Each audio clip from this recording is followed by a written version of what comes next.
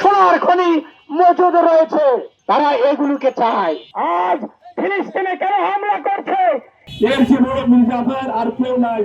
যদি তুমি এটা মনে করো না যে আমি বেঁচে যাবো, ইনশাআল্লাহ তোমাকেও ছাড় দেওয়া হবে না, তোমারও পাচায় পাস করবে, আমেরিকা তোমাকে ছাড়বে না। তো ভাই তুমি যে বলতেছো যুবরাজ আমরা বেঁচে যাব, তোমরাও বাঁচবে না বেটা, বাঁচবে না, তোমাদেরকেও পাচায় পাস করবে আমেরিকা, তোমাদেরকেও ছাড়বে না। যেমন ফিলিস্তিনকে ইরানকে ধ্বংস করছে, তোমাদেরকেও ধ্বংস করবো। শেষ করলাম। মেহেদী لبيك يا ميوم লব্বাইক ইয়া মেহেদী।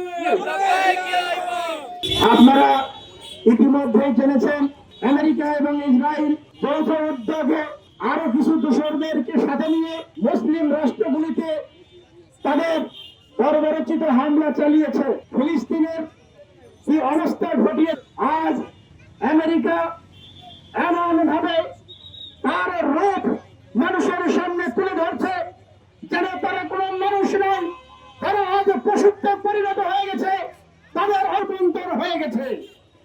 আজ বিশ্বের কোন মানুষকে তারা মানুষ মনে করছে না।